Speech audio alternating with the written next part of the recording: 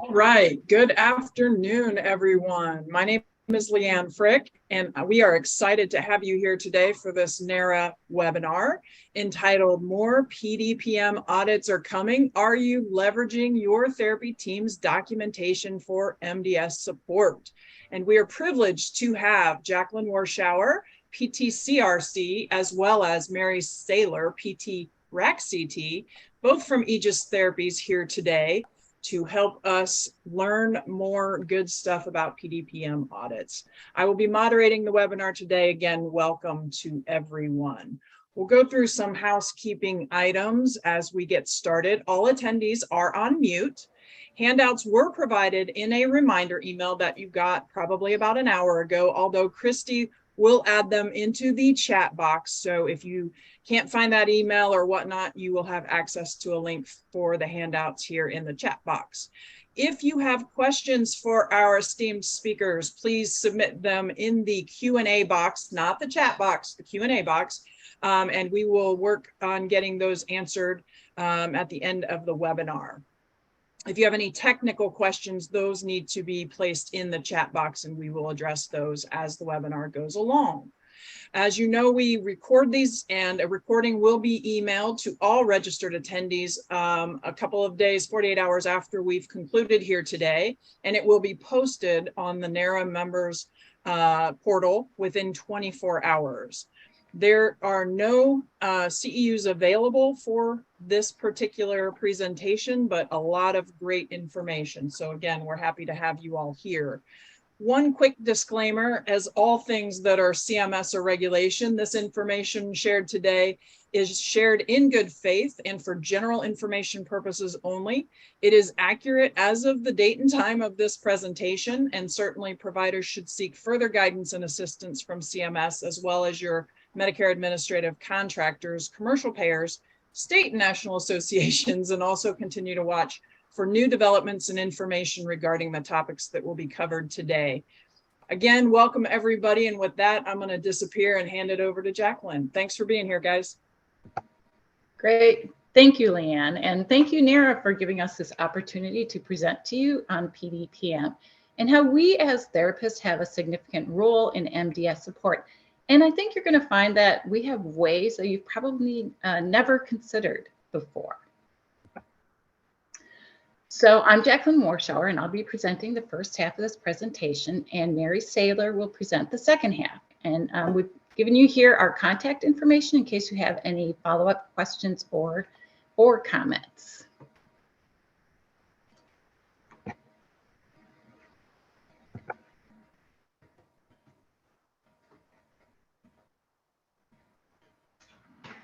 So Mary and I want you to know that this session highlights possible coding opportunities that could be easily overlooked.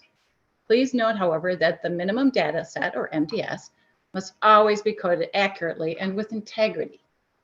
Accurately reflecting the resident's condition leads to accurate reimbursement. Resident details must never be misrepresented on the MDS to increase reimbursement.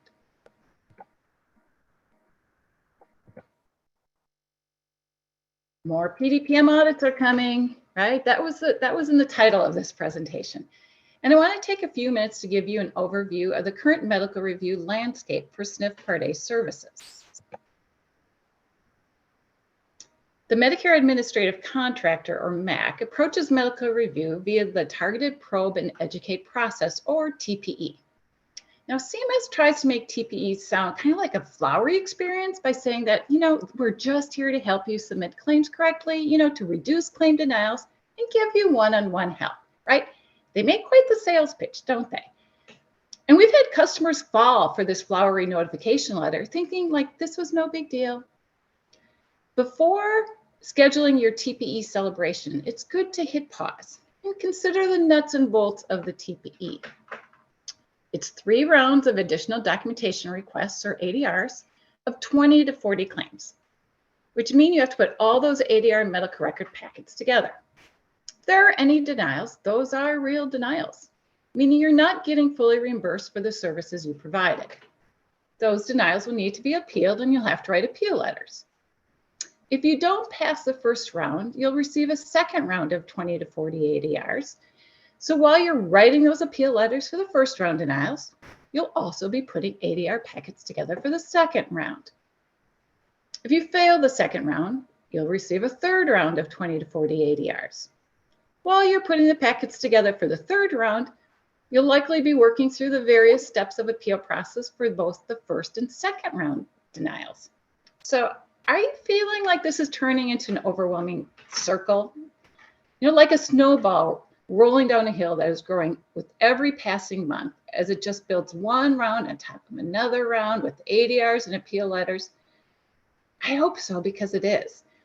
And to top it off, if you don't pass the third round, the MAC will refer you to CMS proper for the next steps, and these steps are really a big deal. They can put you on 100% prepay review, which means every single claim submitted to Medicare will require an ADR packet, and every claim is subjected to medical review and possible denials and the need for appeals. Or they can impose extrapolation, which means that they can apply the TPE error rate to previously paid claims. For example, if after round 3 your error rate was 33%, Medicare could ask you to pay back 33% of what they paid you last year. Pleasant? Not so much. So know that right now all 7 MACs have SNF Part A services on their TPE radar and are reviewing SNF services. Many managed care companies are also requesting medical records to complete HIPS code validation audits. In these audits, they aren't necessarily verifying medical necessity or skilled services, but are checking to see that the HIPS code build was supported by the documentation. In performing this audit, the reviewer will break down the HIPS code into various components that we will be discussing later, and will review the medical record to verify that there is appropriate documentation in the record to support each individual component. If a component is not supported with appropriate documentation, denials will occur. Last month, CMS announced that they have instructed the MACs to begin performing a 5-claim probe and educate medical review on every SNF in their jurisdiction. The purpose of this widespread review is to lower the SNF improper payment rate. If the MAC identifies an improper payment, the MAC will adjust the individual claim payment as appropriate, in addition to providing education, including their explanation for denial or adjustment of payment. Unlike TPEs, this is not targeted, because every SNF is going to receive one of these reviews. And unlike the large scale of a TPE with up to 3 rounds of ADRs that could be either pre or post pay, it's only 1 round of 5 prepay audits. That's it. 5 claims and they're done. But like a TPE, if denials are issued, education will be offered. It's important that SNFs are aware that this audit will be occurring and are prepared to respond appropriately. In the announcement transmitted from CMS, they indicated that the primary root cause of the SNF errors in previous reviews was missing documentation. To avoid a denial for missing documentation, it will be important that when responding to the MAC's ADR, the medical record provided is complete, supports all components of the HIPS code build, and is assembled in an orderly and logical manner. If there are no denials received, that's it. The probe is completed and no further action is needed. Note, however, that any denial that is received is a real denial and will need to be appealed to obtain the appropriate reimbursement. If only 1 claim is denied, which would be a 20% error rate, then the facility may request education from the MAC if desired. If 2 or more claims are denied, the MAC will not wait for education to be requested. They will contact the facility and offer it. The transmittal does not say this, but we believe this could increase the facility's odds of being selected for a TPE in the future. If all 5 claims are denied, the MAC has been instructed to prioritize this provider for a Part A SNF TPE. Essentially, a TPE is pretty much a sure thing, given that all MACs have been conducting SNF Part A TPEs. That's the auditing landscape. Not such a pretty sight for SNFs. Next, we'll give an overview of PDPM, which is the patient-driven payment model. I want to emphasize that this model focuses on the patient, including their diagnoses, functional status, cognition, behaviors, wounds, treatments, and medications. As therapists, we assess, observe, and document many of these patient characteristics that support the MDS components and, ultimately, the SNF daily rate reimbursement. We bring value to the patient and the SNF beyond the skilled therapy services we provide. To appreciate how what we assess, observe, and document supports the MDS and the daily rate, it's important to understand how PDPM reimburses. PDPM considers 5 case mix adjusted components to reflect patient characteristics and resources used. These components are PT, OT, speech therapy, nursing, and non-therapy ancillary or NTA needs.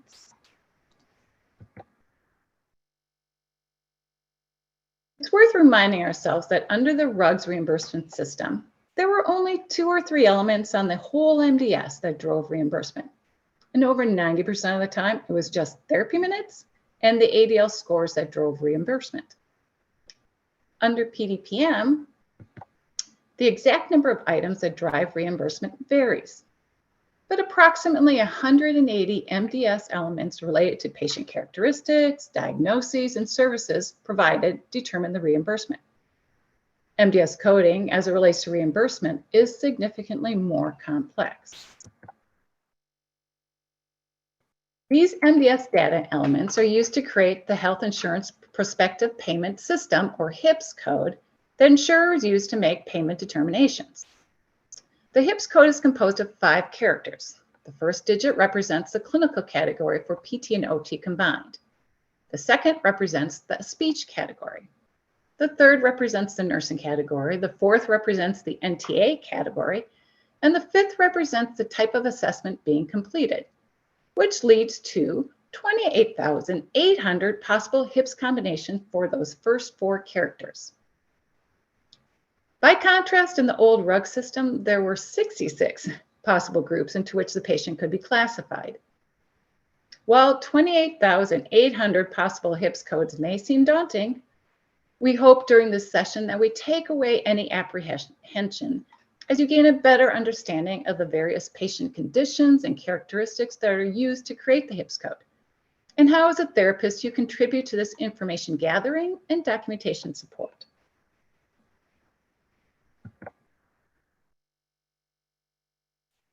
Identifying and sharing with the MDS Coordinator and the interdisciplinary team, or IDT, even a single patient condition identified during a chart review or observed while interacting with the patient can impact care planning and treatment, and may also impact reimbursement by capturing a different HIPS code. Just one observation can have a positive impact on both the patient and the facility. The patient functional status contributes to the PT, OT, and the nursing components. The functional status is derived from the functional scores reported in section GG of the MDS.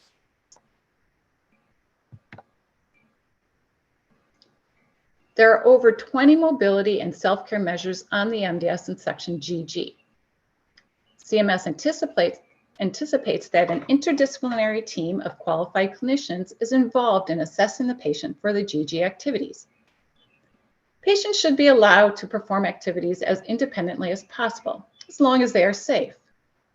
It's important for MDS accuracy that the IDT involved in assessing section GG understands the tasks involved for each measure and the scoring scale. These are tasks we measure every day in PT and OT, right? These tasks seem intuitive and simple, right? While measuring the task may not be that difficult, to have an accurate MDS assessment, which will ultimately lead to accurate reimbursement, you need to know the tasks involved in each GG activity. Consider the section GG activity of lying to sitting on side of bed. Report this task as completed per the current RAI manual. The patient must transition from lying on his or her back to sitting on the side of the bed with his or her feet flat on the floor and sitting upright without back support. Notice the start and end points required for completing this task. if the patient was lying in bed and you asked them to come to sitting on the side of the bed. This would not be reported as a completed GG activity because the starting point was not supine.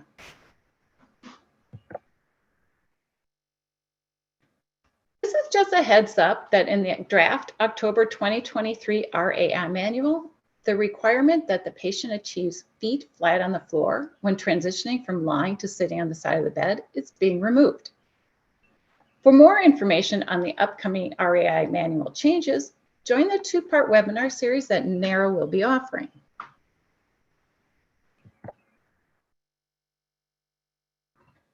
Many of you are probably familiar with the Section GG Performance Scoring Scale, which rates the amount of cysts from 1 to 6. Try scoring this example. A patient completes lower body dressing without any assistance, but they use a sock aid. What would that be scored as? Again, the example is a patient completes lower body dressing without any assistance, but they use a sock aid. What would that be scored as?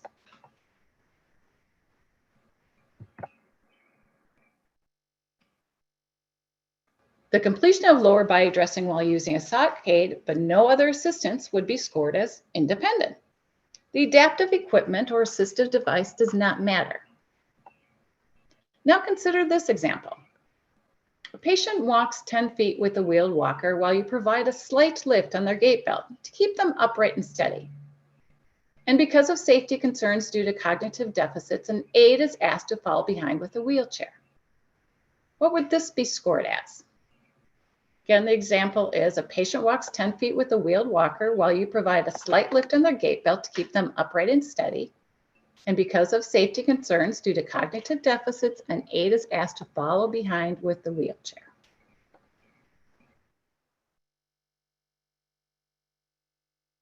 This activity, because the assistance of 2 helpers is required, would be coded as dependent. For clinical communication, we would recommend that in your documentation, besides scoring this activity as dependent, you add clarifying language to share the actual amount of physical assistance required, and that there was also a wheelchair followed by a second person for safety. This additional clarification would be helpful information for other IDT members caring for the patient. For this patient, could the assist level and the scoring vary throughout the day depending on the size and strength of the person assisting with the ambulation? Just something to think about.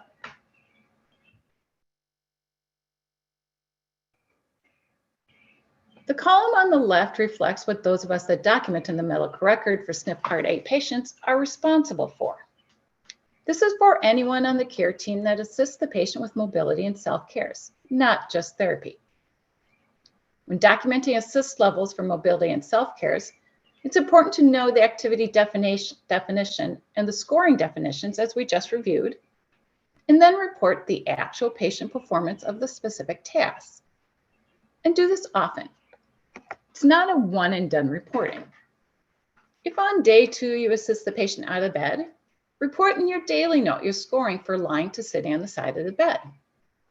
Be sure to share all your documented GG scores with the interdisciplinary team and the MDS Coordinator.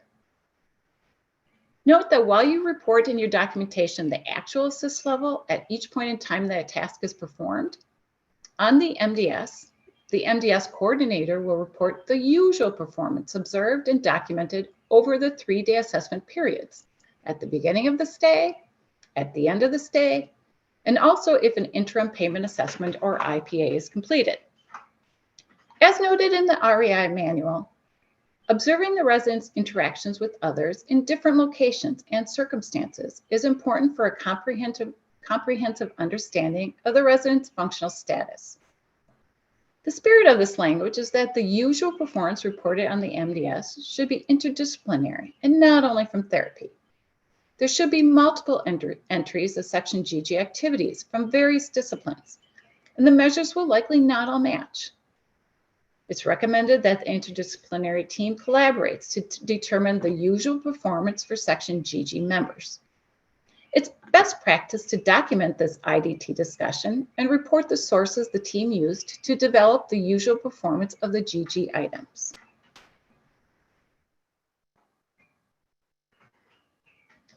A common topic of discussion among SNF therapists is the following statement from the RAI manual.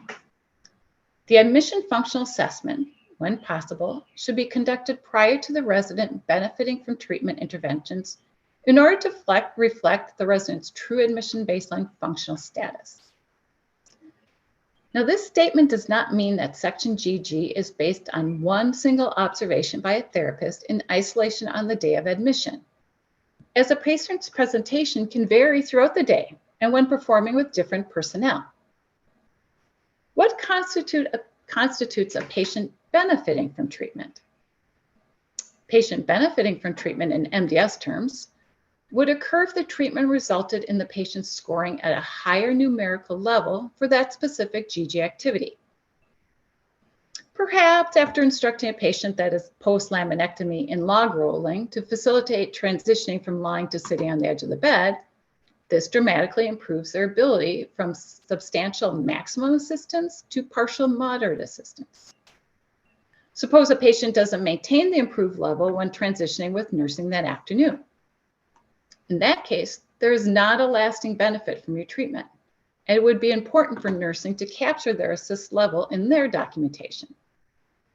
In addition, the benefit in this example would just be for the bed mobility component of Section GG, not all the functional assessment components of Section GG. The October 2023 draft of the RAI manual includes some clarifying language on this.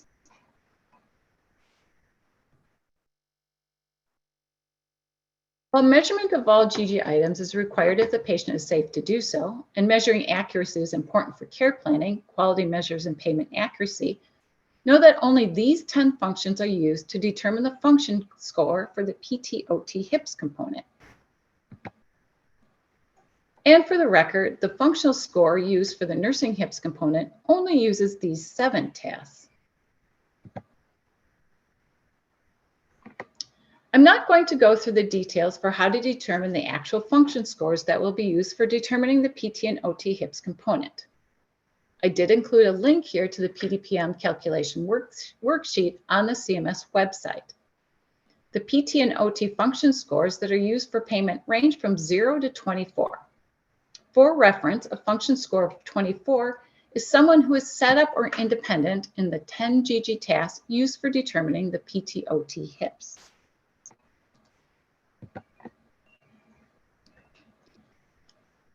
Here's a Section GG related denial that occurred during a managed care HIPS validation review.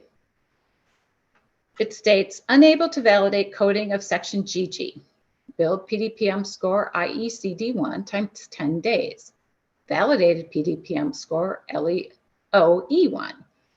Documentation provided does not support coding of all Section GG payment items, which results in a reduction of the PT, OT, and nursing components of the validated PDPM score.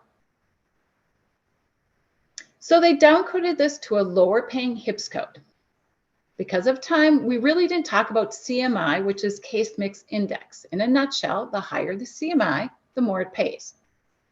Why do you think they downcoded to a function score of 24? Well, it's the lowest paying CMI. I suppose that makes it better to get some payment versus denying the whole HIPS code or day. As a quick reminder, a function score of 24 is someone who is set up or independent. The appeal strategy would include making the case that the patient was not set up or independent in the 10 GG tasks, and here are measures to support a lower than 24 function score. And with that, I'm going to stop sharing now, and Mary is going to take over.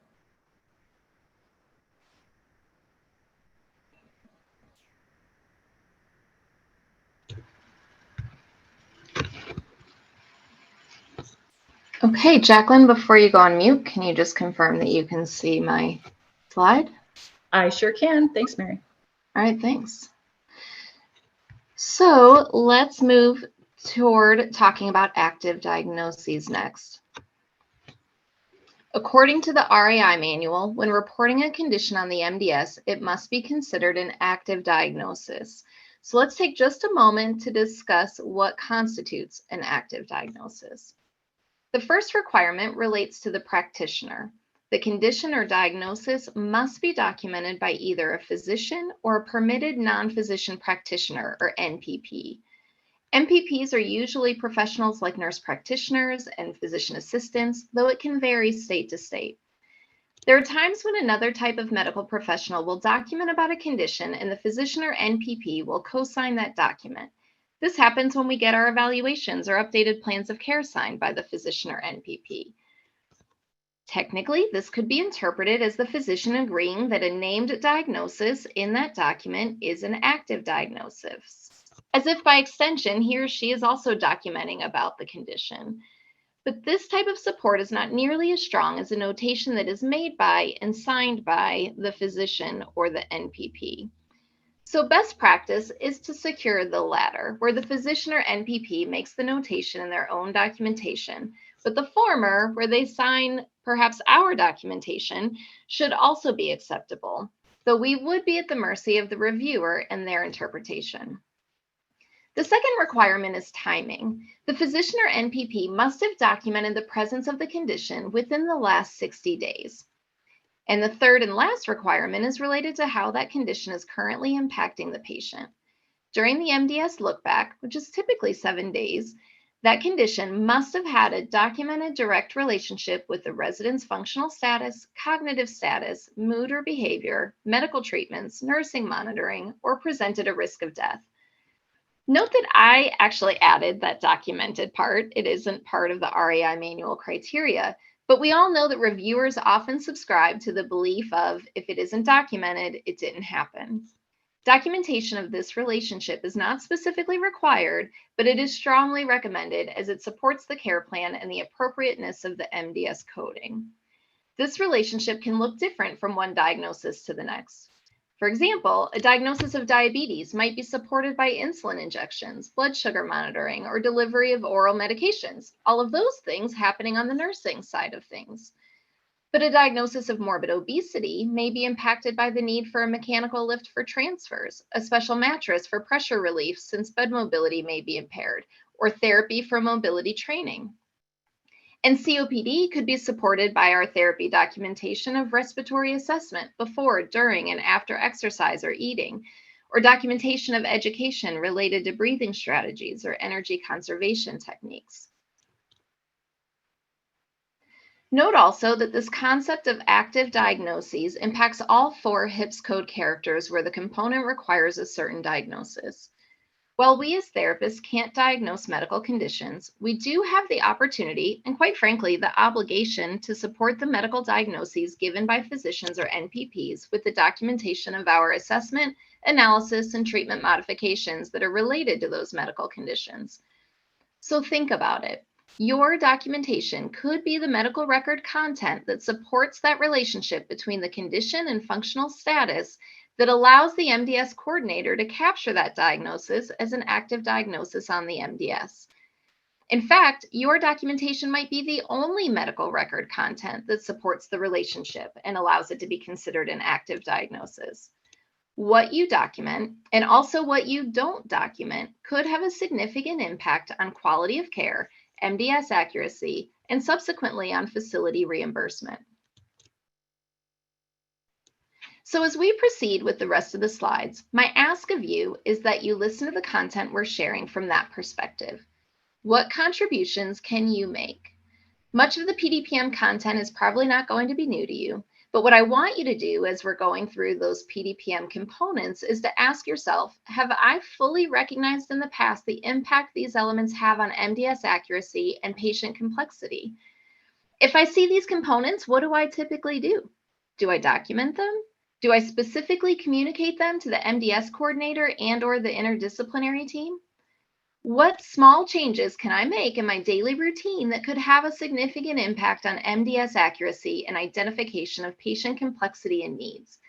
Because that's the important realization that I hope many of you will have today. We as therapists are already reading, hearing, or observing many of these details during the tasks we complete each and every day. The only question is, are we recognizing the value in those details in those moments, and are we making sure that they're being properly reported?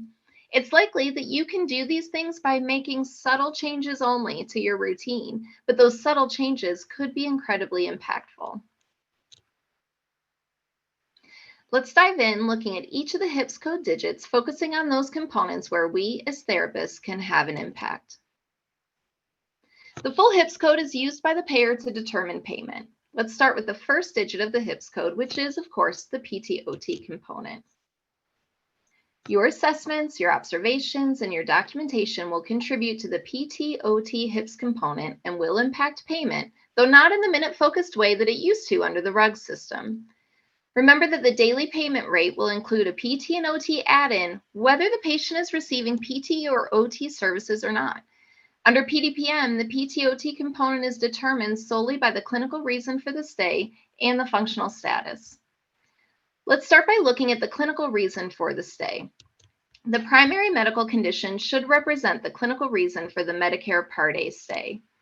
And the diagnosis code that represents the patient's primary medical condition is recorded in field I-20B on the MDS. This one ICD code is a chief driver of payment, but other conditions also impact payment. Many of our SNF patients come with multiple active medical conditions. The reason for the skilled stay in the SNF does not need to be the primary admitting diagnosis from the hospital stay, but it must be a condition that was present during the qualifying hospital stay, and it must be an active condition in the SNF. The ICD code in I-20B plus the therapy function score that Jacqueline already discussed yields the PT/OT case mix group. But don't be fooled by the apparent simplicity of the I-20B code contribution here. It's a little more complex than you might realize. The diagnostic code in I-20B will classify the patient into one of 10 clinical categories as listed on this table. Note, however, that some ICD-10 codes can qualify for a clinical category upgrade depending on the patient's prior inpatient surgical history. As you can see from the red box, there are specific criteria set forth for which a recent surgery, when combined with certain ICDs, can map to one of the surgical categories. The takeaway here is that it's important to make note of the patient's surgical history from the recent hospital stay when you're reviewing the chart and interacting with the patient. Any details that are learned should be shared with the interdisciplinary team for consideration and discussion. In a moment, I'll show you some examples of diagnoses that have the potential to reclassify into a surgical category. For now, let's get back to the 10 clinical categories that the ICD code in I-20B will classify into. From these 10 clinical categories, CMS then collapses certain categories together under the PT/OT component based on similar costs. In the end, there are 4 PDPM clinical categories used for the PT/OT component. And you can see those collapsed 4 categories in the column on the right. So medical management, for example, takes in 5 of the original 10. Medical management, acute infections, cancer, pulmonary, and cardiovascular and coagulations. And those sections are separated by the red boxes to make it a little easier to see. This is from the CMS PDPM mapping file. It's available for download on their website, and it's updated annually. It is with this file that we can determine if the diagnosis code in I-20B maps to a PT/OT clinical category, and if so, which one. One quick note about the second column, the ICD code column. Note that the ICDs are entered without the decimal point. This is most important if you're searching the document by ICD code. If searching this document for a specific ICD, make sure you also omit the decimal. The fourth column from the left reports the clinical category that each ICD maps to. If the condition does in fact map to a clinical category, note that this file reports clinical categories using that list of 10, not that collapsed list of 4. From this file, you can also determine if the diagnosis maps to return to provider, commonly known as RTP. An RTP diagnosis does not qualify for a clinical category and would not be associated with related reimbursement. Take a moment to consider why M84.476A, pathological fracture, unspecified foot, initial encounter for fracture, would be classified as an RTP diagnosis. Coding rules tell us that conditions should be coded to the highest degree of specificity available. Not only would this not be proper coding at this stage of the patient's care, because the SNF is not typically the initial encounter service location for a fracture, but it's also been determined that the lack of specificity of the code precludes it from being used in I-20B, and understandably so. If someone has been admitted to the SNF and we know that they have a foot fracture, but we can't yet determine which foot it is, then I'm pretty sure we have bigger issues than determining what code to use in I-20B. R62.7, failure to thrive, is similarly vague. Per CMS, this also is a non-specific code. The physician or NPP should be drilling down further to determine and document why they are failing to thrive or why their oral intake is compromised. And the coder should follow that documentation and code the specific issue identified by the physician or the NPP. And finally, from this mapping file, you can determine if there is a potential for an upcode to a higher paying clinical category with the presence of a qualifying recent major surgery. Only certain ICD codes, if selected for I-20B, would be eligible for the surgical upcode. And you can see those entries in the last column on the left that are highlighted here in blue. Consider this scenario. A resident with a history of CVA, hemiplegia, and dysphagia is admitted to a skilled nursing facility following a prolonged hospitalization due to a COVID-19 infection with complications. The most obvious I-20B for many would be the acute diagnosis of COVID-19 with the subsequent complications. But what if, and pardon me as I continue to read this slide aloud, what if during their qualifying hospital stay for COVID-19, the resident's CVA-related right-sided weakness and dysphagia had progressed, and it was these two symptoms that placed the resident's safety most at risk if they had returned directly to their home where they lived alone following their hospitalization? This brings us to our next takeaway. The CVA diagnosis, if it meets active diagnosis criteria, is an alternate and potentially equally viable option for the I-20B diagnosis. Still, it could be easily overlooked because the COVID-19 diagnosis was recent and the CVA was not. Individuals on the rehab team could offer significant value to the IDT in reporting this observation and documenting the impact of the CVA on current function. Not only would this be an appropriate clinical consideration for this resident, but if selected, it would reflect a higher level of complexity on the MDS. Note also that this would favorably impact not only the PT-OT component of the HIPS code, but the SLP component as well. Working our way through the HIPS code characters, we arrive next at the SLP component. There are 5 possible elements that contribute to the overall SLP HIPS component. Let's look at the table here to see how the 5 elements come together to yield the overall HIPS CMG and CMI. Acute neurologic condition, SLP-related comorbidities, and cognitive impairments are bundled together for the first column, and swallowing disorder and mechanically altered diet are bundled together for the second column. I'm going to mention this table again in the upcoming slides as we talk about each individual element, the 3 grouped together in the first column and the 2 paired together in the second column. Then, if we look at the rows below the column headers, you can see that the rows start with none of the first 3 elements and neither of the remaining 2 elements. As expected, since none of the 5 elements are present, the case mix group, or CMG, of SA is the lowest CMI and lowest reimbursed option for the SLP digit of the HIPS code. Then in the next row down, we see CMG SB. SB is captured when any one of the column 1 elements are present and neither of the column 2 elements are captured. This continues through all the potential combinations, with the bottom row representing the level in which all 5 elements are captured on the MDS, all 3 from the first column and both from the second column. As expected, this is the highest reimbursed combination. There's a pretty big range here. SA, the category with the lowest degree of SLP complexity, results in a reduction of the base rate with a CMI of 0.66. And SL, the category with the highest degree of SLP complexity, results in more than 4 times the SLP base rate with a CMI of 4.10. If the diagnosis selected for I-20B maps to the acute neuroclinical category, remember the screenshot of the mapping file from the previous slide, then the SLP HIPS will get credit for the acute neuro component. It's that simple. If I-20B maps to acute neuro, the SLP component gets the bump for acute neuro. There are currently 2,026 diagnoses that fall into the acute neuro bucket, and they're listed on another tab of the I-20B mapping file from CMS, the one that we already spoke about. Keep in mind that this isn't just an SLP thing. Therapists from all three disciplines do thorough chart reviews and have the potential to identify alternate and sometimes equally viable diagnosis options for I-20B.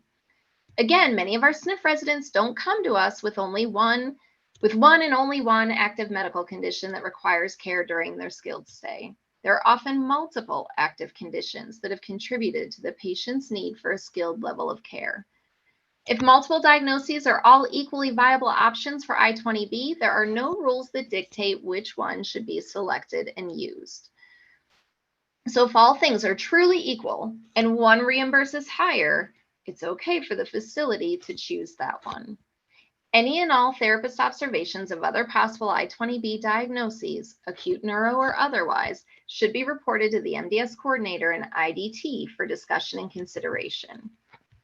So take a moment and ask yourself, am I consistently on the lookout for acute neurological active diagnoses for Part A patients? Do you flag conditions like Parkinson's, CVA, or MS for the IDT to discuss and consider? If you don't today or wouldn't have yesterday, you certainly should, and hopefully you will in the future. The next topic from that grouping of three elements in the first column of the table is SLP comorbidities. CMS has identified 12 comorbidities that were directly correlated with increased SLP costs. The conditions in the left column of this table are captured by answering the MDS questions that specifically address these diagnoses or care items with a yes answer. There's no approved ICD list for the qualifiers in that left column. The conditions in the right column require an approved ICD to be reported on the MDS and I-8000. This is the section of the MDS where pertinent active diagnoses are listed, one right after the other. There's a third tab on the CMS mapping file that lists the approved ICDs for the comorbidities that you see here on the right, the same mapping file that we talked about already for I-20B and for the acute neuro conditions. There are 102 approved ICDs on that list, but you should note, however, that not all dysphagia, apraxia, and speech and language deficit ICDs qualify as SLP comorbidities for elevated Part A reimbursement.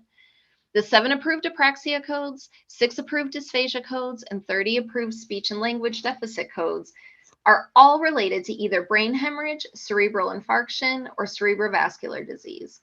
So, for example, the standard issue oral phase dysphagia that we often see used with an ICD of R1311 does not qualify as an SLP comorbidity. That R1311 diagnosis is valid and it can be reported on the MDS. It just doesn't qualify for that extra bump in the SLP reimbursement. Also, having one comorbidity will impact the SLP rate the same as having 5 comorbidities. The value of these diagnoses for the SLP component is not cumulative. Again, how does that affect you? Knowing what you know about active diagnoses, you can and should be on the lookout for diagnoses that could qualify as SLP comorbidities. As an example, while doing some MDS consulting, I was reviewing a chart and I saw that a physician in the hospital listed CVA as an active hospital problem on the hospital discharge summary and elsewhere as well. From what I could tell, the CVA had occurred more than a year prior. When I looked at the MDS, CVA wasn't reported. It was, however, reported on the ST evaluation, and I saw the following details reported in that speech eval. Impaired self-monitoring, short-term memory, and executive functioning. Patient exhibits tangential conversation, reduced safety, and reduced follow-through of precautions. The patient was quoted saying, "I just forget everything ever since my stroke." We had physician documentation of the diagnosis, so that's the first requirement for an active diagnosis, and it was documented most recently on the hospital discharge summary, so it was within the last 60 days, so we were good there too. And with that narrative from the SLP, we had documentation of that relationship between the condition and function, which was supporting a need for services. Based on these criteria, CVA could have been reported on the MDS, so it could be counted as a comorbidity. But it was missed by the MDS coordinator and missed by the SLP. No one on the IDT sent up a flag. Could the PT or OT have also been in their chart review travels, found that in their chart review travels and reported it? Absolutely. This doesn't just lie at the SLP's feet. The entire team missed this. Note also that this one discovery that I had as an outsider looking in increased their CMI from 1.42 to 1.98 and increased their revenue by $14.09 a day, which may not sound like much, but that's more than $400 for every month that this patient was skilled. Not by providing any additional care or treating this patient any differently, simply by appropriately reporting one diagnosis that was already documented in the medical record. Note also that the MDS scrubbing software programs out there wouldn't have found this either because the diagnosis hadn't been entered in the EMR at the SNF. It was only reported in the hospital records and anecdotally on the SLP evaluation. So if you're thinking that this communication isn't needed in your facility because you use one of those programs, please don't be so reliant on that technology. Tech is good, but it can't completely replace us and our clinical collaboration. The third and final element in that column 1 grouping is cognitive impairment. This element can be captured through the completion of the brief interview for mental status, or the BIMS, and achieving a score of 12 or less, which indicates mild to moderate cognitive impairment, or by completing the MDS staff assessment and achieving a score of 1 to 6. Note that use of the BIMS is the preferred method of assessing cognitive impairment on the MDS. However, there will be residents that are either unable or unwilling to participate in the BIMS. For them, the staff assessment is appropriate. Therapists may or may not be administering the BIMS, but we are permitted to do it if that meets the needs of the facility. The MDS is designed to capture and reflect the medical complexity and subsequently the needs of the patient. For patients that demonstrate significant fluctuations in cognitive performance, completing the BIMS when they are at their best, which is not their typical presentation and not reflective of the care and supervision they require, would not allow the MDS to accurately reflect their deficits. The REI manual recommends completing the BIMS on the day of or the day before the ARD. But note that this is preferred, not required. It can be performed earlier if necessary, but it should not be repetitively tested and retested in an effort to capture a more favorable score for the MDS. If you are asked to administer the BIMS, it's important that you understand how to administer it properly. We strongly recommend viewing the CMS posted video on YouTube to assist you with this task. If you're interested in that video, we've included a link at the end of the presentation in your handout. Now, moving on to that grouping of 2 elements in the second column of that earlier table, let's discuss mechanically altered diets. A mechanically altered diet, once ordered by a physician, is pretty clearly present or not present. Yet as a consultant, I still audit MDSs and find this item not coded in MDS item K510C, even when the diet order is so readily available for review in the medical record. So my point for this one is that we can and should still be a second pair of eyes to make sure it doesn't get overlooked. Note also that the modified diet only needs to have been ordered and delivered at least once during the MDS look-back period to be coded on the MDS. And now for the final element of the second column grouping, swallowing disorder. A swallowing disorder is captured on the MDS when answering the K100 A through D items, which are pictured here for you on this slide.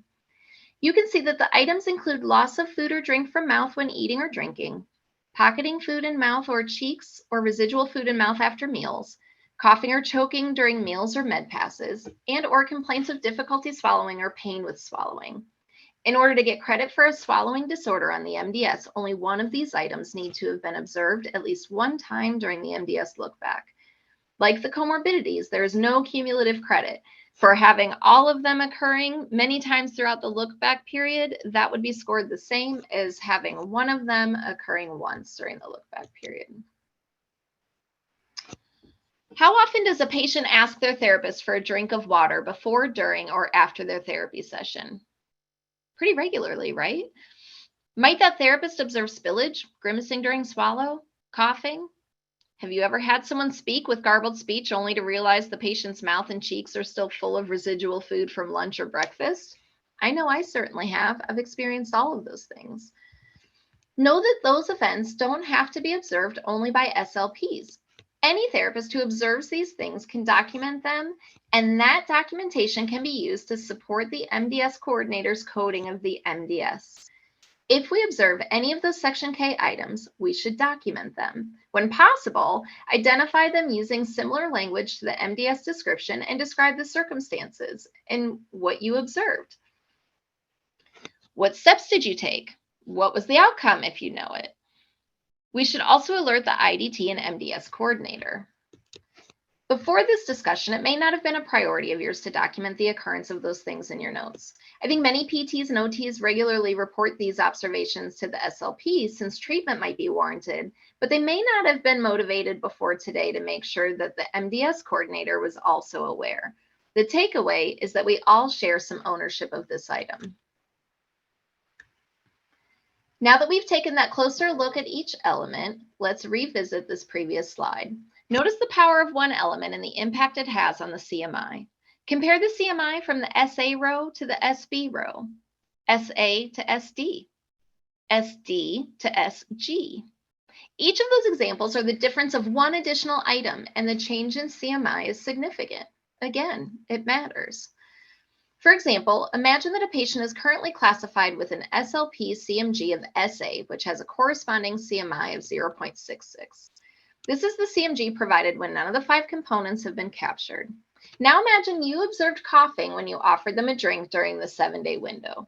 You documented it appropriately and you reported it to the SLP and the MDS coordinator. That could change the SLP CMI, which remember is a multiplier for the base rate, from 0.66 to 1.77. Keep in mind that when we multiply the base rate by 0.66, it results in a 34% reduction of the SLP base rate, whereas the other CMIs, when multiplied by the base rate, will increase the payment allowed with that base rate.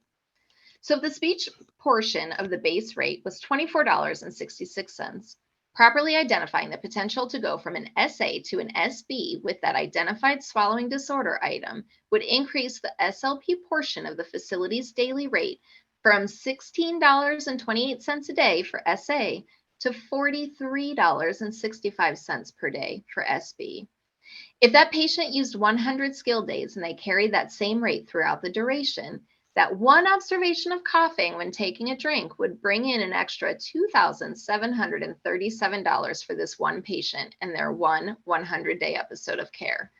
That's a pretty big impact, right? This is a denial example where the reviewer was questioning the coding of the Section K swallowing items. In this case, the item in Section K for pocketing of food or having residue in their mouth after a meal was reported. The reviewer found evidence that a lingual sweep was utilized during treatment, but found nothing stating that the pocketing or food residue event actually occurred. Based on what we've just talked about, it should make you wonder, who witnessed this pocketing of food event? Did they document it? If so, how clearly did they document it? If the coding of Section K was based on SLP observation and the lingual sweep documentation, then unfortunately, I agree with the reviewer. While a lingual sweep can be a strategy employed when pocketing is occurring, if the notation doesn't actually state that there was pocketing or food residue after a meal, it wouldn't be enough to support MDS coding of that Section K item. This could be an example of a medical review that found a mistaken MDS entry and the denial was needed to right code the MDS.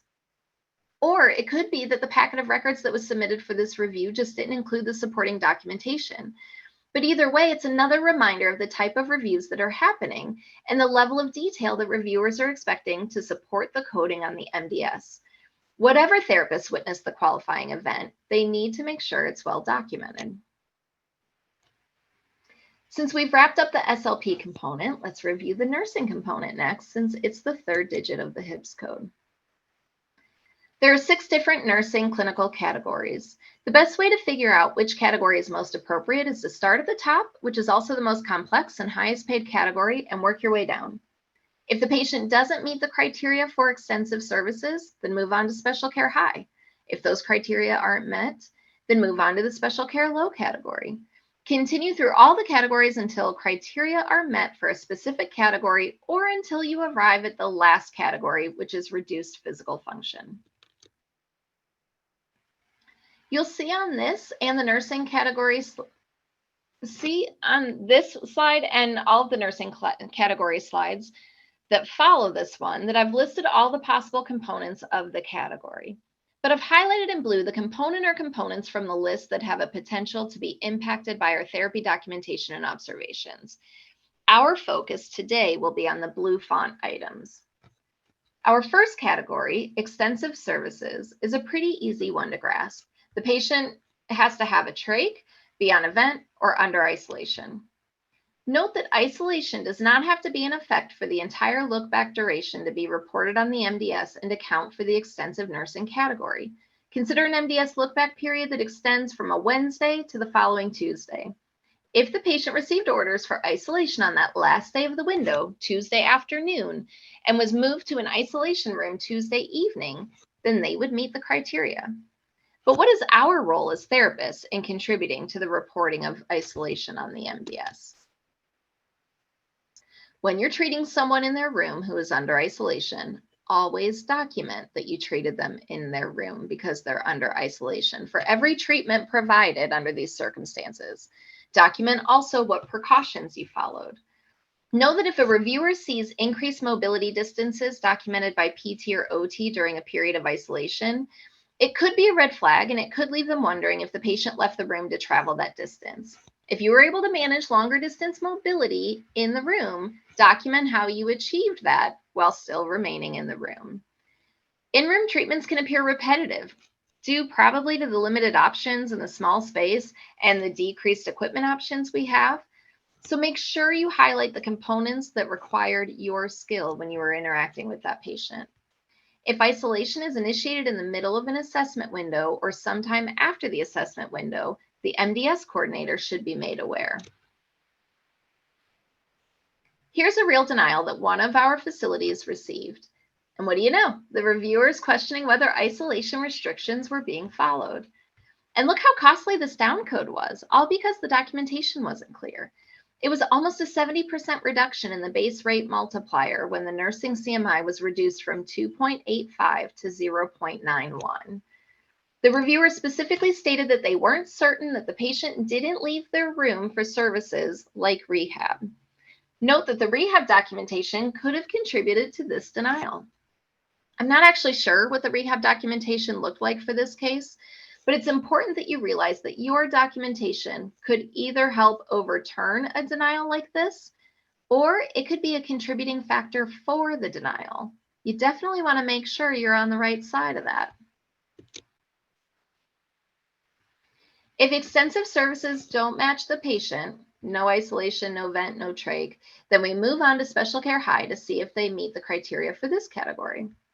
For this category, I see the most opportunity for us to contribute with the diagnoses of septicemia, quadriplegia, COPD with shortness of breath while lying flat, and fever with pneumonia or vomiting. Septicemia is an active diagnosis that I've seen missed and not reported on the MDS when I'm doing MDS audits. So if we see that diagnosis in the medical record, it would be good to make sure the IDT or the MDS coordinator saw it too. It's less likely that an MDS coordinator would miss quadriplegia in the chart, but we should still point it out just in case. MDS coordinators are often working on multiple MDSs at any given point in time, and there are literally hundreds of questions on the MDS. It's not that hard to miss one detail, even if it's a big one. Notice the change in CMI here. Extensive services CMIs were ranging from 2.85 to 3.95. Special care high CMIs range from 1.81 to 2.33. Remember that not all people with COPD experience shortness of breath when lying flat. Also, we're given a bit of a gift by the RAI manual with this item. If the patient avoids lying flat due to shortness of breath, this will also count for this item. We have a lot of opportunity as therapists to witness shortness of breath when lying flat, or to witness avoidance of a flat lying position due to shortness of breath concerns. If we see it, we need to specifically document it and report it to the MDS coordinator. I will tell you that as a consultant, I've observed clinicians documenting head of bed elevated to prevent shortness of breath. And with that documentation, the shortness of breath component was reported on the MDS. It may sound nitpicky, but my recommendation is that they document patient avoids lying flat due to shortness of breath. instead of head of bed elevated to prevent shortness of breath. Of course, only if appropriate to document patient avoids lying flat due to shortness of breath. Their intentions were good, and I believe they felt like it meant the same thing, but it kind of doesn't. If I never ask the patient and I never put them in a flat position, do I know if it would have actually occurred? I don't. Don't forget to assess for it. We're so good at anticipating and accommodating our patients' needs. We sometimes intervene automatically without first assessing if there's a real need. Resist the urge to automatically raise the head of bed up for comfort reasons when assisting your patients with COPD back into bed. First, assess them in flat if they'll allow it. Our kind nature could make us miss this detail because we're so wired to take good care of our patients.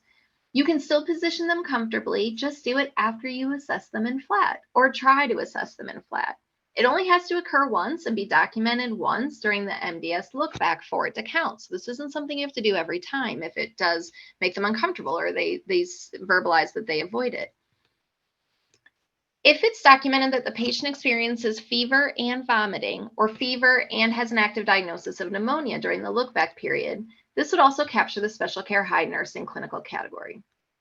Does that feel like our turf, fever and vomiting? It should. When someone feels warm and clammy or when they throw up during therapy, we certainly tell the floor nurse, but do we ask for their temp to be taken? Do we ever take a quick temperature ourselves? Do we tell the MDS coordinator? Do we always document it? We should consider all these things, and we should always be documenting them. Even if it isn't used to capture a special care high nursing level, wouldn't it also be important support for the complexity of the patient and the clinical assessment, analysis, and probably therapy modifications on each day that these symptoms occur? It could also speak to the pace of therapeutic progression or lack thereof if the patient is feeling ill 4 out of the 7 days that week. Note also that fever and vomiting don't have to occur at the same time. Report fever and or vomiting, even if they happen independently, or if you only witness one of them. Maybe one will be observed on your watch and another during third shift with nursing. Memorialize the event that you witnessed in your documentation and alert the MDS coordinator just in case. Here's an example of a special care high denial we've seen. The claim was downcoded from a special care high to clinically complex related to COPD with shortness of breath when lying down. With this one, they weren't questioning the active diagnosis of COPD, but rather that the second component of shortness of breath when lying flat had occurred. Denials like this, and this isn't the only one we've seen like this, are the reason I talk so much about the lying flat component on the last slide. Not only is this an area where we can contribute, but this is an area where we may be the clinicians most likely to witness the shortness of breath symptom and document it. Not that others can't see it too, because they can, but it's kind of our turf. So let's make sure we're stepping up and supporting the IDT with this basic observation. If the criteria for special care high weren't met, the next option would be special care low. The components from this category that are most likely to be areas where we could contribute would be CP, MS, or Parkinson's, respiratory failure with O2, and wounds. Cerebral palsy, MS, and Parkinson's. These are diagnoses we can observe in our chart review, particularly in records from the hospital. If we see them, we should flag them for the MDS coordinator.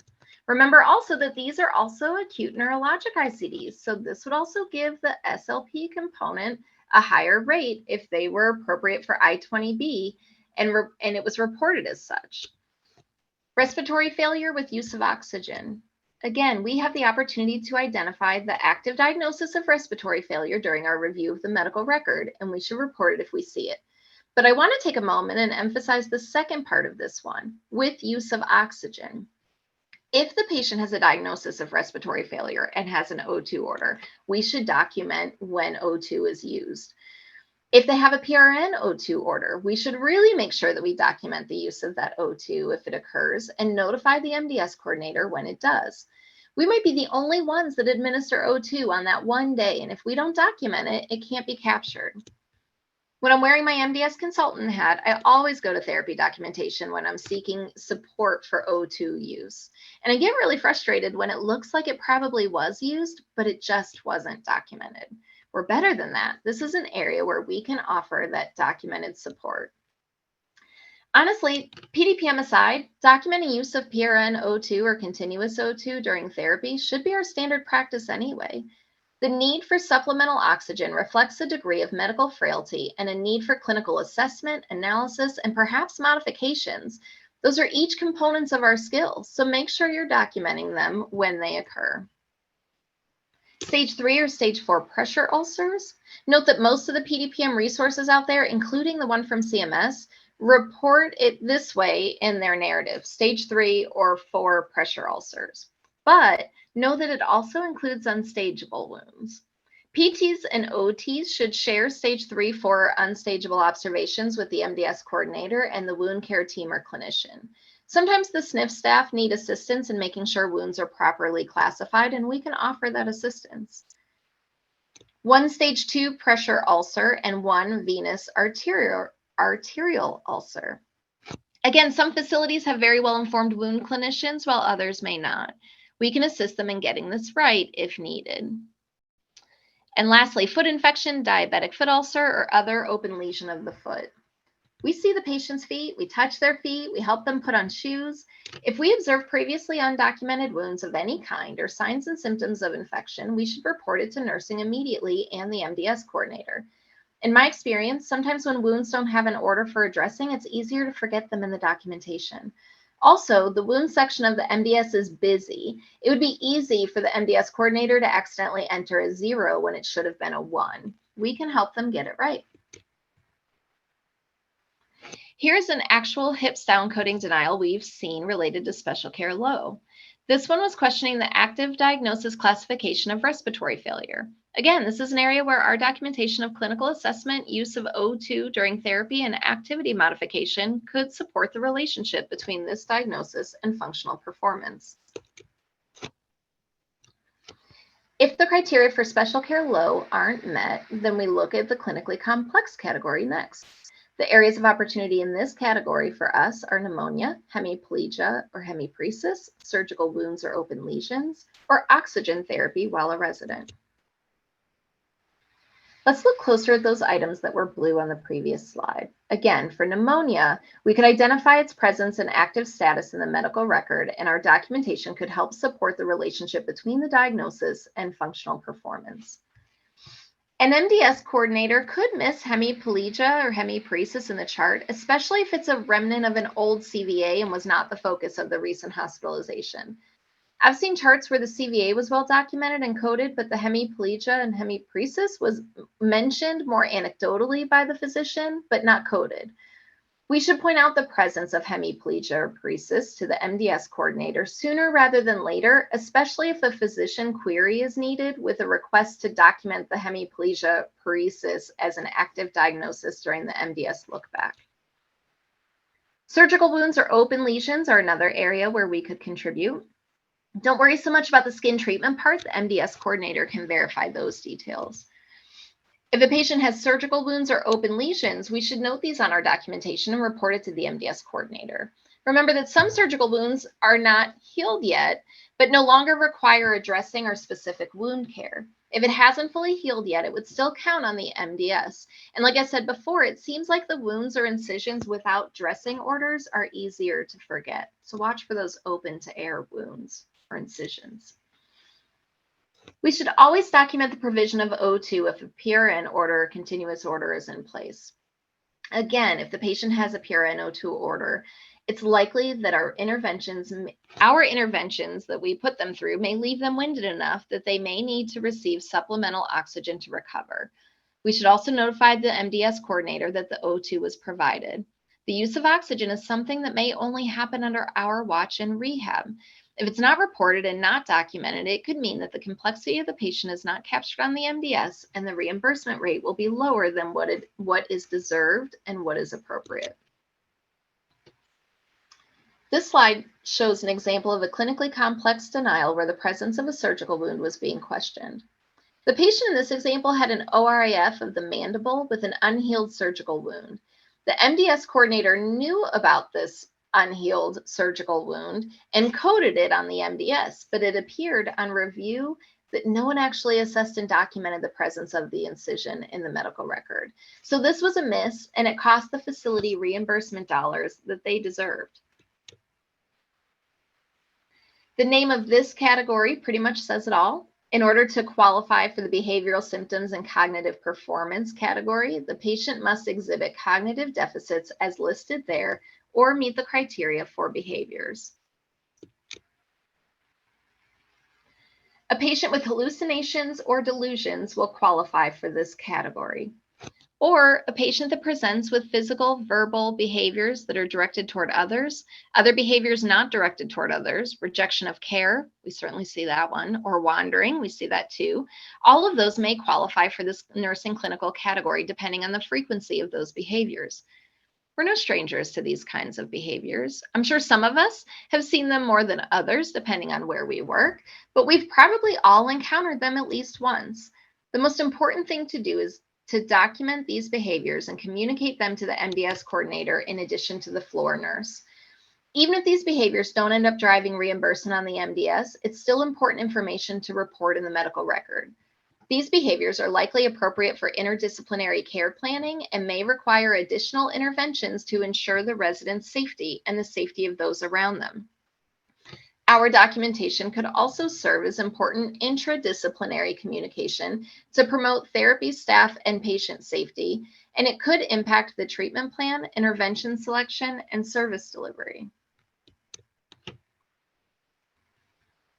Reduced physical function is a default category. No one aims for reduced physical function. They land there when they don't qualify for any of the other categories. Unlike the other categories, there are no qualification criteria. However, there is still an opportunity for those who default here to have an elevated payment level with the presence of 2 or more restorative programs. Those restorative program options are listed for your reference here. The opportunity for us on this one lies in the restorative programming. We often transition our patients to restorative programs upon completion of the therapy episode of care, but we can, and in many cases we probably should, start those programs sooner than that. By offloading those teachable activities to less skilled caregivers, it allows us to focus our time with the patient on the treatments that require our skill. This is better for us, and it's better for our patients. Remember the triple aim. We're all supposed to be striving to provide care that checks those boxes. Better outcomes and improved patient experience, all while delivering services with lower costs. That leaves us with the 4th HIPS code digit, non-therapy ancillary, or NTA. The items on the NTA list are either conditions or services. So in the first box, top left, you see a handful of the 50 NTA items available. The 2 points granted for asthma, COPD, or chronic lung disease are captured by answering yes to MDS item I-6200. But what exactly qualifies as a chronic lung disease? Neither CMS nor the REI manual define this item. For this and any of the other MDS items that require clinical judgment, it's imperative that the judgment was sound and the rationale for the decision is well documented. Other items on the NTA list do require a specific ICD from the CMS mapping file to be reported. That image at the bottom center of the slide is from the NTA tab of that same spreadsheet that we've been referencing. While there is something comforting about the specificity of that, it's either on the list or it isn't on the list, it's still not always so neat and tidy. If we look at morbid obesity, which is worth 1 NTA point, there are 7 different morbid obesity ICD options. One is simply morbid obesity due to excess calories, and 5 of them are BMI related, beginning with a BMI of 40 and ranging upward to 70 or more. This again opens the door for interpretation. When a patient has a BMI that is north of 40, it's kind of a no-brainer. But what about a BMI of 39? Could that patient qualify for the morbid obesity due to excess calories?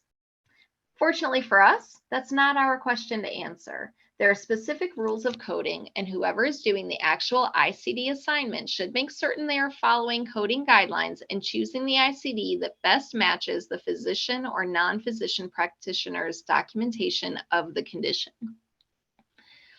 The last table on this slide, top right, shows how the NTA points correspond to the 6 possible NTA CMGs, with CMIs ranging from 0.7 at the lowest. Again, like speech, this CMG will actually reduce the NTA portion of the base rate to the highest NTA CMI, which is 3.15.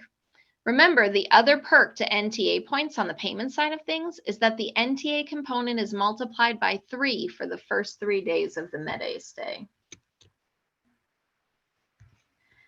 Let's talk about some of the NTA oddities, starting with HIV. HIV is the highest ranked NTA item worth 8 points. But here's the tricky part about HIV. The points are captured not by the MDS, but by the claim form called a UB04.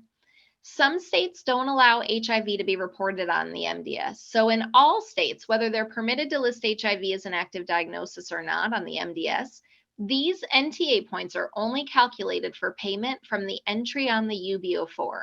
So it's super important that a system is in place in the SNF to communicate the presence of the HIV diagnosis to the person completing the UB04 and to double check that it is in fact listed there, or those 8 valuable NTA points will not be counted. Malnutrition is another strange one. The 1 NTA point will be granted if there is a diagnosis of malnutrition or a documented risk of malnutrition. Potential indicators of malnutrition or risk of malnutrition may include assessment from the registered dietitian, physician or MPP ordered nutritional supplements, abnormal lab values, or recent history of decreased intake, weight loss, nausea, or vomiting. Note, however, that the condition or the risk must be documented by a physician or NPP.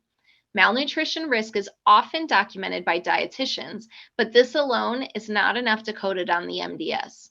Also, as with all diagnoses reported on the MDS, in order for it to be considered an active diagnosis, there must be a documented relationship between the diagnosis of malnutrition or risk thereof and the resident's condition, care needed, or risk of death.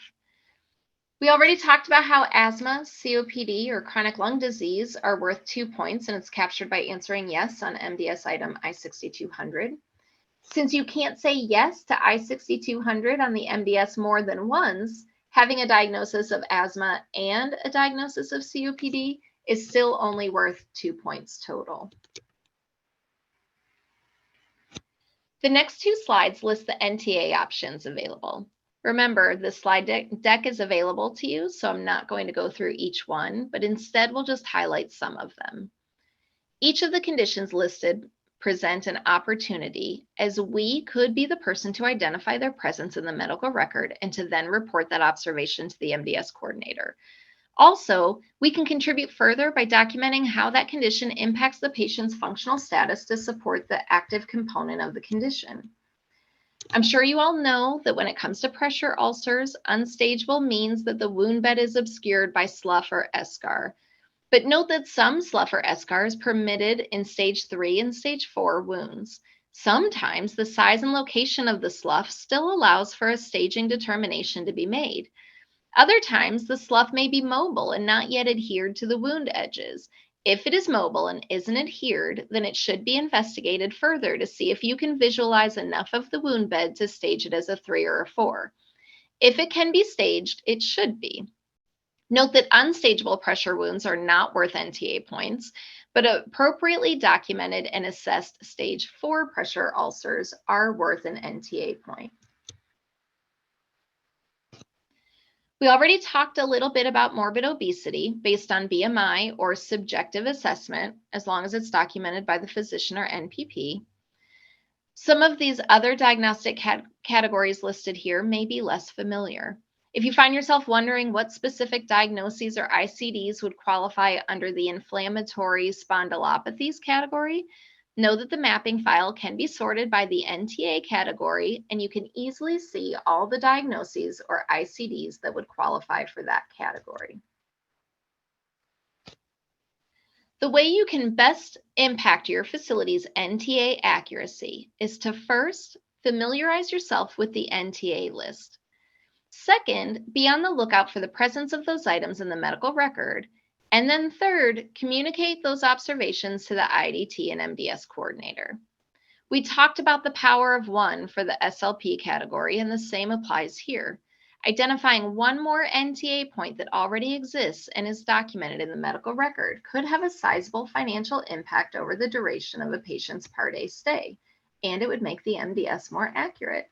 So again, every NTA point counts. Let's look at this example. Mr. X, a 79-year-old male, was admitted to the SNF, status post complications from a prior THA, resulting in a total hip revision. His NTA point total per the MDS coordinator was 5 points. He had diabetes, which is worth 2 points, COPD, which is worth 2 points, and morbid obesity, which is worth 1. But you did the chart review for Mr. X, and you recall that he had a broken hip prosthesis. You reported to the MDS coordinator, and they confirmed that a diagnosis of T84.011D, broken internal left hip prosthesis, is appropriate.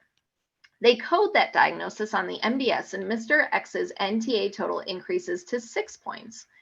With that singular change, and by coding that one diagnosis accurately and appropriately, the reimbursement for the 42-day stay was increased by $2,085.12.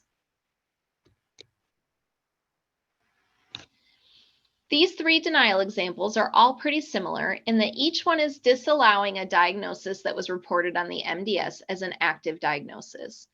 The first one is related to malnutrition and morbid obesity due to calories. The second one is related to respiratory failure, and the third is related to asthma, COPD, or chronic lung disease. Again, the criteria for an active diagnosis are vital for preventing denials like these. Remember, they are: the condition must be documented by a physician or NPP, the documentation has to have been within the last 60 days, and the condition must have a documented relationship with one or more of these areas: cognitive functioning, physical functioning, mood or behavior, medical treatments, nursing monitoring, or presenting a risk of death. As therapists, we don't code the MDS, and as such, we don't need to be experts on all the RAI manual rules related to the individual criteria for each HIPS component. Being aware of the details that matter, the details that allow the MDS coordinator to capture that level of resident complexity on the MDS, demonstrates our value to the IDT beyond our clinical skills. As therapists, we have the luxury of time with our residents that nurses, doctors, and others on the care team don't have. We see, hear, and observe things beyond those areas of focus needed for the delivery of specific therapy services. We have opportunities to see details that the others may have missed, and if communicated and documented well, those details will reflect the value of the rehab team as contributing members of the IDT by making a significant impact on care planning, care delivery, and subsequently reimbursement. Our therapy services often represent the skilled component of a resident's SNF stay. Skilled therapy represents services that only a licensed therapist has the knowledge, skill, and expertise to provide. That level of skill must be clearly reflected in the detail of the documentation. Documenting the word skilled doesn't automatically make it so. It's more than a word, it's a concept, a level of complexity, reflection of professional expertise.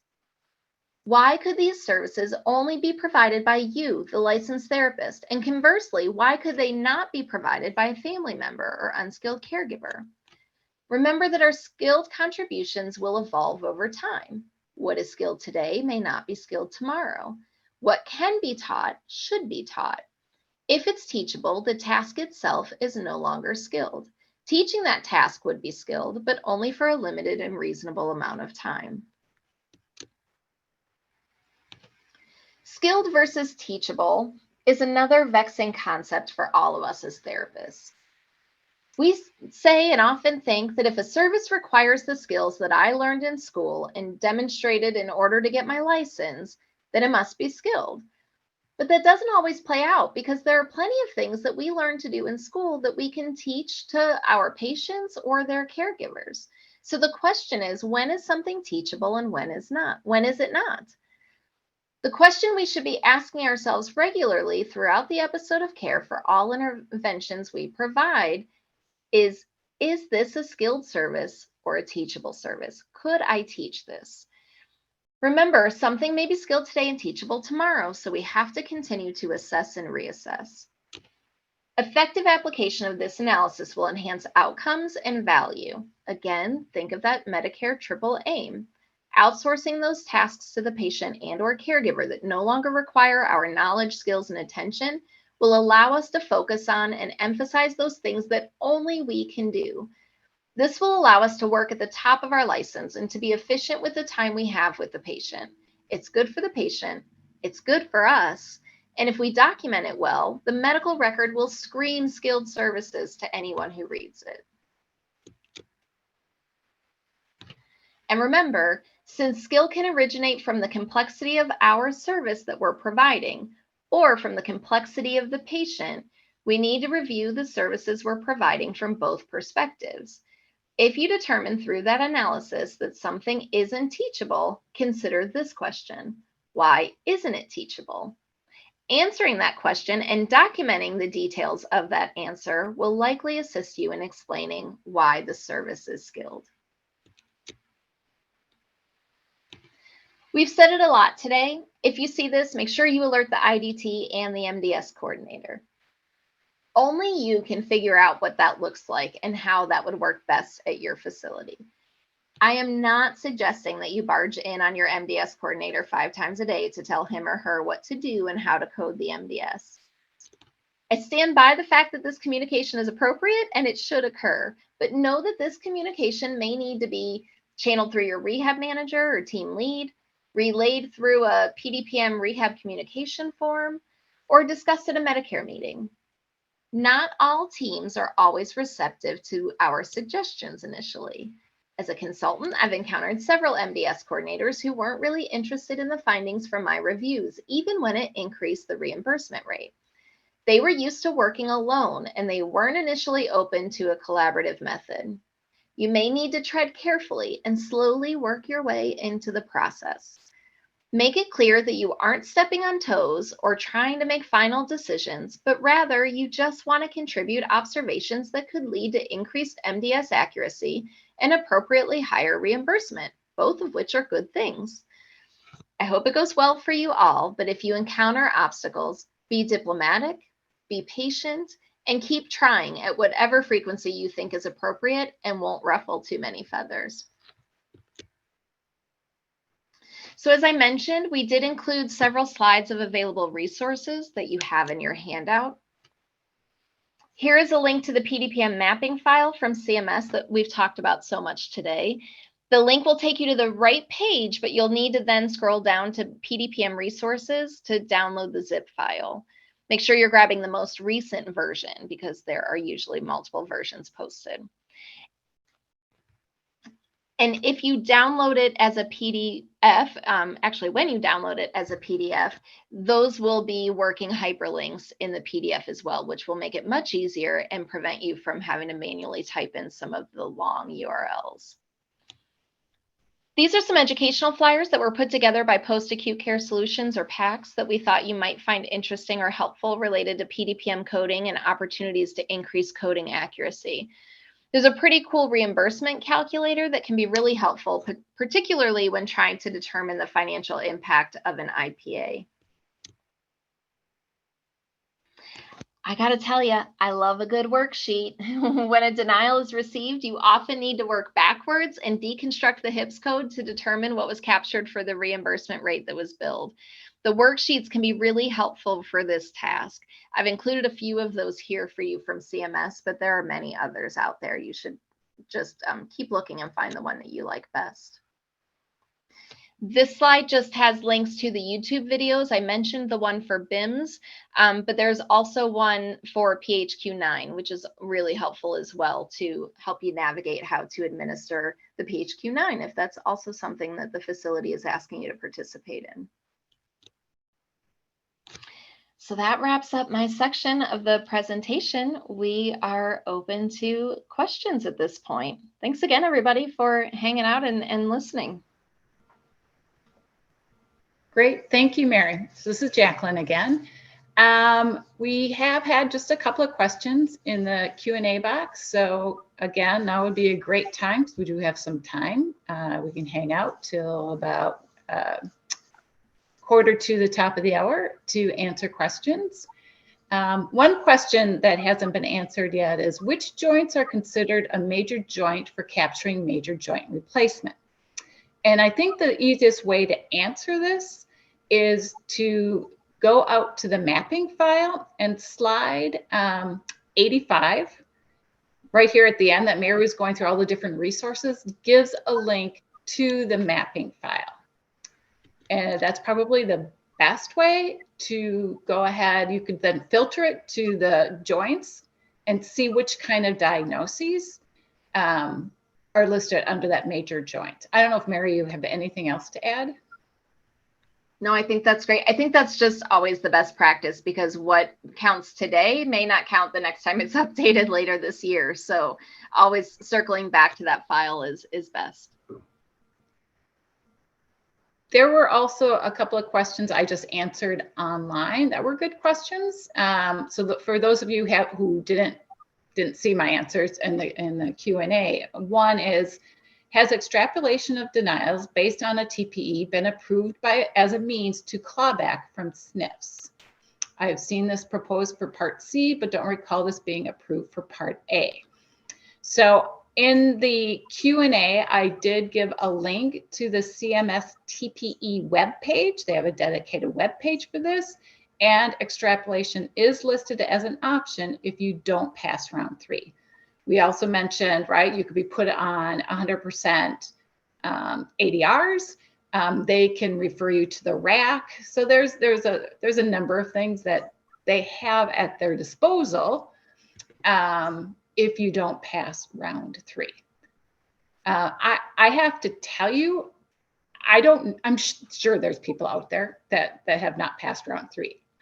I'm not aware of anyone right now. I can tell you there's no one in our business or our company that has gotten to round 3 and then didn't pass. And part of that is TPE started before COVID, and so if you were, let's say, in round 2 and maybe it wasn't looking so good, a lot of those didn't even get to round 3 because when COVID hit, CMS stopped doing TPEs, right? So they've only been doing TPEs now again for like a year and a half. So I don't know that there's a lot yet that would have maybe not passed round 3, just because of time, And one other previously answered question is, I do my best to be, or it's a comment, to be on the lookout for neuro comorbidities. However, in the absence of a current neuro diagnosis, sometimes they are capturing R27.8, which is other lack of coordination as it maps to acute neuro. I was surprised that this diagnosis mapped to acute neuro. And that is correct. R27.8, other lack of coordination, does map as a clinical category to the neuro clinical category.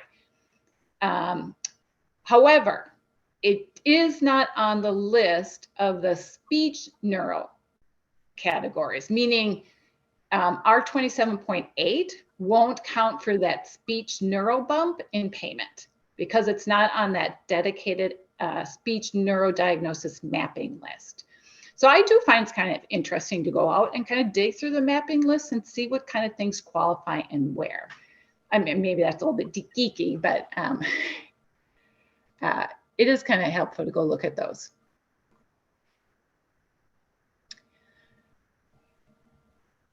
All right, anybody else feel free to enter your questions in the Q&A.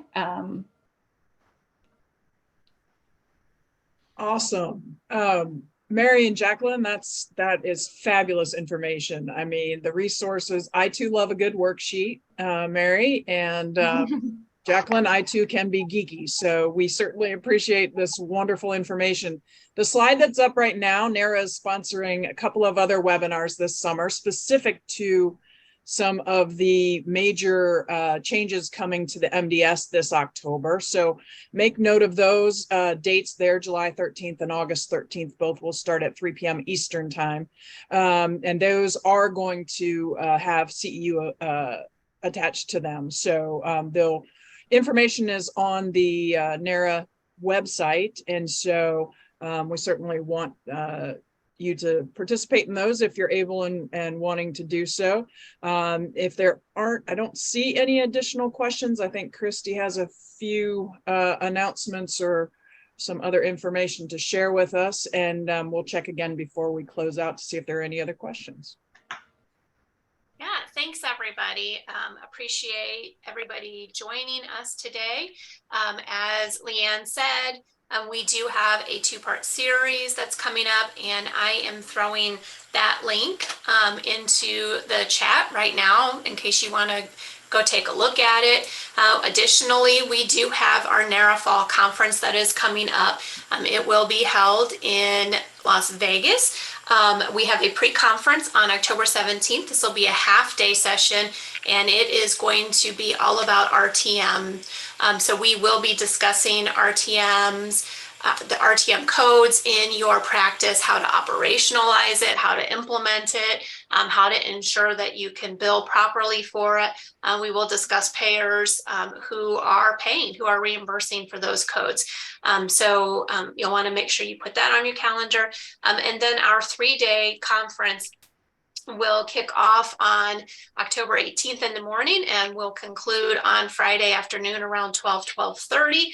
And this will be, we will have so many sessions during this 3-day conference. We will be talking a lot about value and how we can show our value as rehab providers, and we'll be hitting it from multiple angles, from outcomes to the delivery of care and treatment modules. We'll also be talking about the interdisciplinary team approach when it comes to social determinants of health.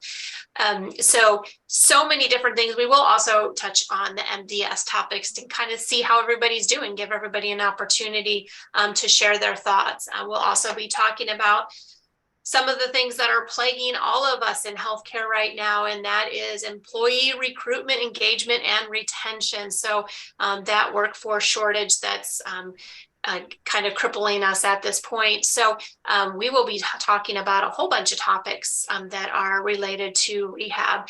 So make sure you stay tuned to our website. We will hopefully be publishing that agenda and opportunity to register early this Friday. So make sure you check our website, www.naranet, it's NARANET.org. And join us in Vegas for this really great informative conference. We do offer CEUs for physical therapy, occupational therapy, speech language pathology, and CHC compliance. So make sure you join us. Again, just want to thank Jacqueline and Mary. Such great information. So appreciative of your time today and sharing your wealth of knowledge. So thank you both.